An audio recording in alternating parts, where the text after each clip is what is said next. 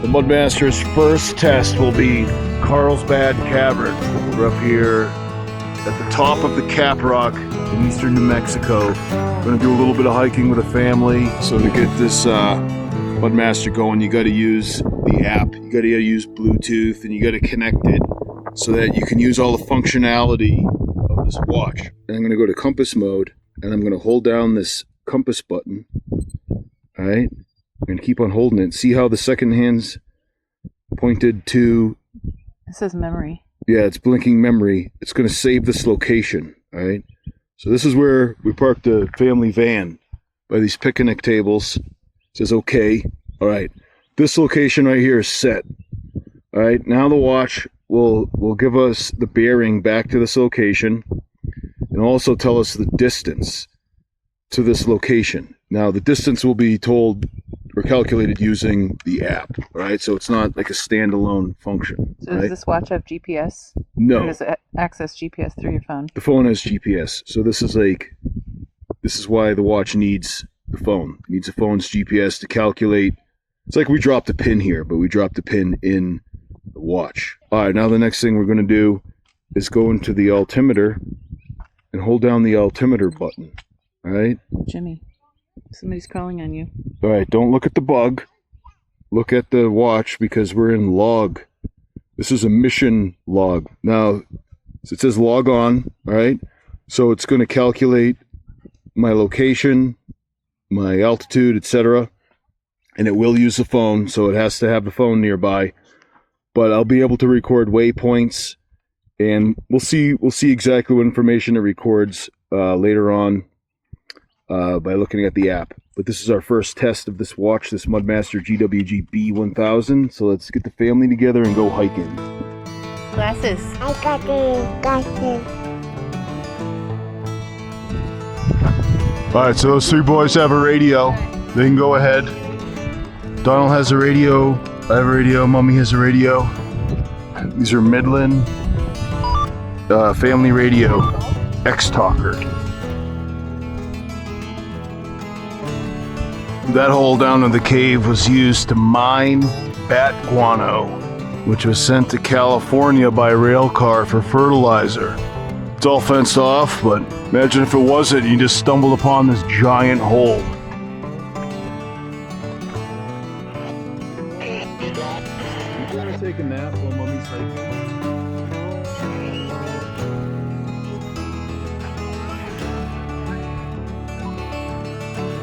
We went around the tarantula. It was really big. Did it scare you away?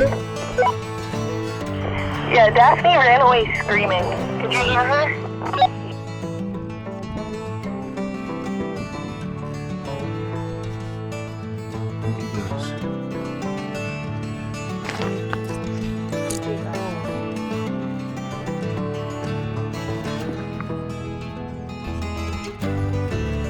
All right, our first break. How far have we been hiking? Well, when we started walking, my AllTrails app asked if we wanted to start a hike, and so AllTrails has been like tracking us. Old Guano Trail to White City, 2 miles in an hour and 10 minutes. That's my goal time for the 10K next week. Hi. On the compass feature, you can get it to tell you how far you are from your waypoint, but I believe that would be just linear distance based off the GPS on your phone. All right, but I have the mission log going. And so the mission log, you can see that the altitude is listed at the bottom, 4,040 feet. So we've descended pretty close to 200 feet from, I don't know if you can see it way off in the distance, is a visitor center for Carlsbad Caverns Park. All right, and the trail that we're on goes over there to White City. On this hike, I don't think we're going to make it all the way to White City. I think my sons may have made it all the way over there. And when they get all the way over there, they're going to turn around and we're going to head back to Carlsbad Caverns in order to actually go in the cave. All right. At that point, when we go in the cave, we'll stop the mission log. And so it can save all the information, make sure that it's transferred to the phone. And we'll see what kind of results it gives us. So everybody else gets to just hike unencumbered because Dad's backpack is loaded up with all the waters. I wouldn't say I'm unencumbered, Jimmy. Oh, you're carrying something? Yeah, 25 pounds. You're rucking with a moving weight. Yeah. Sleeping weight. How's the water? Is it still cold in that Yeti? It still has ice. Alrighty, we're turning around and headed back to the visitor center and the caves because you have to book an appointment to access the caverns, to go down and look. You can't just show up. You have to book an appointment ahead of time, all right? So, if you guys are interested, I'll make a visitor's guide to Carlsbad, New Mexico. I'll tell you what you got to see and where you got to eat. Let me know if you're interested. All right, so walking out was downhill and walking back is uphill. And you could always check the altimeter. And since this has Bluetooth, the altimeter corrects itself automatically. How correct this is, I don't know. We have to find a benchmark to compare it. But right now it's listing 4,135 feet above sea level. All right, we made it back to the visitor center. And there's all these cabins. I guess that's where the park rangers stay. And that is the Bat Amphitheater. So if you come here in the evening, the bats exit the caverns. But you can just sit down and watch all the bats just fly out. You can see our van at the parking lot by the picnic table. With the igloo cooler in the back, slap full of delicious food. So we're gonna eat lunch and then go in the cave down below.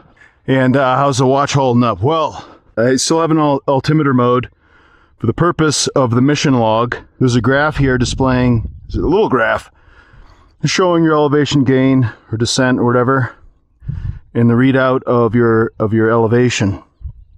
And I have it on altimeter. I believe that it will only keep the graph in altimeter mode. See, right now it's trying to log. All right, guys, this is amazing. We caught this happening. It just transferred all of the information from the mission log to my phone while we were standing here and while I was recording. So that was a lucky break. And so we'll see exactly when we get back to the hotel, what kind of information that it adds onto the phone. Now, when I get back to the car, I'll end the mission log to kind of wrap up this whole trip. As far as the compass goes, I didn't use it that much because you remember at the onset, I set the waypoint by the van. You can see the van way over there in the distance because I thought that if you went to the compass mode that the subdial would point back to the van. So I believe there's some functionality there. So we'll have to test that compass on another occasion. Today, I guess we're just testing the mission log, and that's how it worked out. So let's make the rest of the way back to the van. Everybody else is already there. You know, I got to spend time stopping, taking videos of cool stuff I see, pictures of plants and animals, and also the MUDMASTer G-Shock GWG-B1000.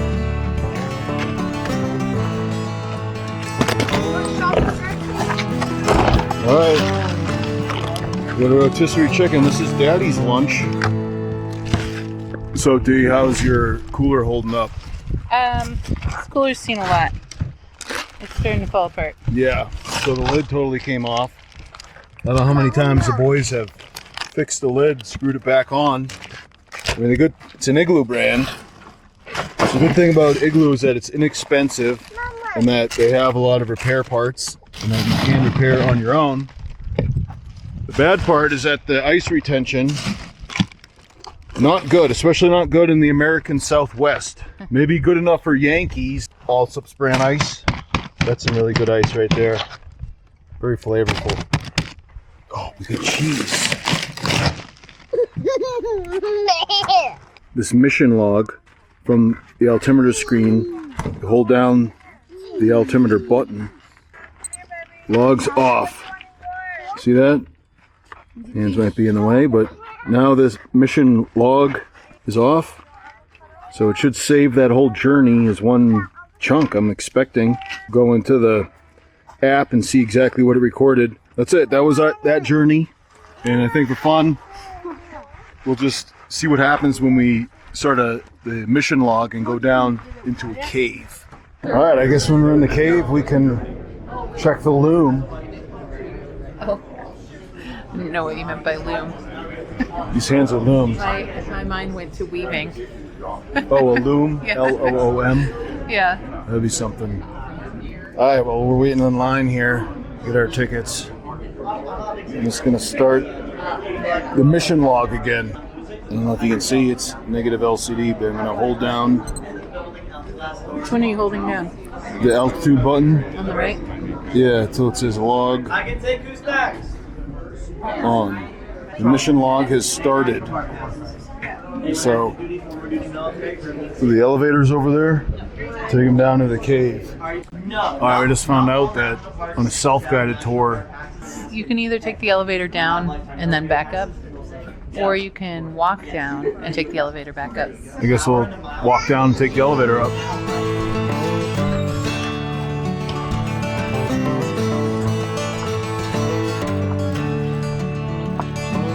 All right, 4,220 feet above sea level going into a cave. What's wrong, Helen?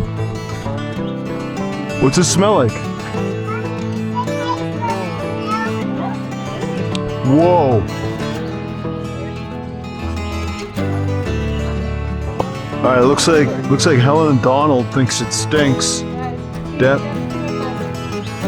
Daphne thinks it stinks. Let's move the hands out of the way. You can see that it says that we're 4,105 feet above sea level, which says that it's 100 feet from the mouth of the cave that we've descended. And we still have more to go. Testing out the transitional light here. And now we're testing out the loom in pitch darkness. How about that? What better place to check out the loom than in the cave? And what better cave is there than Carlsbad Caverns? Just walking along this path in the cave. Yeah, I can tell what time it is. Or I can hit the light button, double LED illumination. Bing, bang, boom, there you go. All right, guys, it's really dark in here. Good thing I brought the Lenleser W1R. Really convenient because I can just clip it to my shirt and it's going to illuminate right in front of me so I can see if Gollum is out here. Donald, is Gollum in here? I think so. Lots of stalactites, lots of stalagmites. What happens when they meet in between? Stalagfights. It's nice and cool in here, very refreshing from our hike in the morning, which we strategically hiked to be before it got too hot, and we were fortunate enough to have cloud cover, which kept the hike bearable. And now we're in the cave. It's nice and cool. I would estimate it to be about 60 degrees. The thing is that this watch does have a thermometer, but I'd have to remove the watch and like put on this hand railing and let it adjust to the temperature before we give an accurate reading.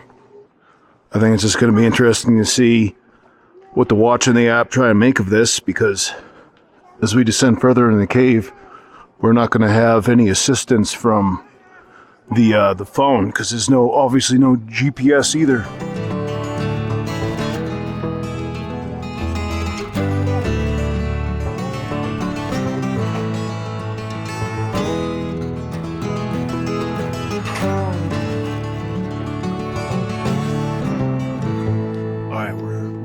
Bottom of the cave. This is a great room. This is where the elevators would let out, and they say that from the surface down here is like the height of the Empire State Building. All right, now it's saying we're at 3,560 feet below sea level. Above sea level. Above sea level, excuse me. Check out that loom. All right, so now we're going to look around in the great room, do a loop around here, and then we're going to take the elevator up. Sliding makes you look really Come on, let's go.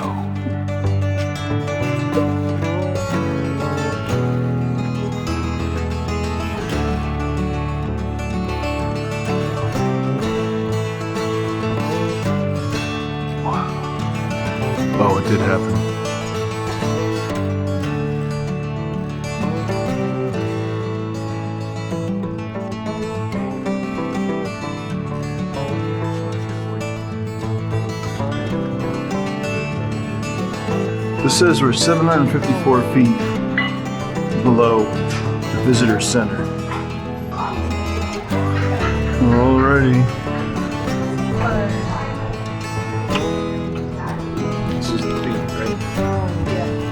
We're getting going really fast. Alright, we're right in the gift shop. 4,289 feet is where it thinks the van is. And it's still logging the data, alright? And I wonder if it syncs up to the Bluetooth, whether it will change the reading for the altitude. So to check that, I'm just going to hold down this mode button. So it says it's connected. So let me just back out of that. Go back to the altimeter. 4,285 feet. Oh, we already watched that one. That one's only a minute 20. You want some? Alright. We get some wings. I guess she wants really spicy wings. Let's look and see what this Casio app, the Watches app, had for those treks. Remember, we had 2 treks. And the first one started and ended at the parking lot at Carlsbad Caverns State Park. You can see that, well, we just went out and back, okay? So that looks pretty accurate. We can look here and see the information on the bottom here as far as our descent and our ascent. What's interesting is that the starting altitude and ending altitude are slightly off, which I don't think is like that much of a problem, because I did not stop the watch at the exact spot. We started it at near the picnic table, so it was a little bit lower when I stopped the watch, and also it was hotter. So I mean, a lot of differences in the barometric pressure, which is one of the ways that the altitude's derived. Okay, and may have not been able to calibrate in that time that we were at the parking lot, right?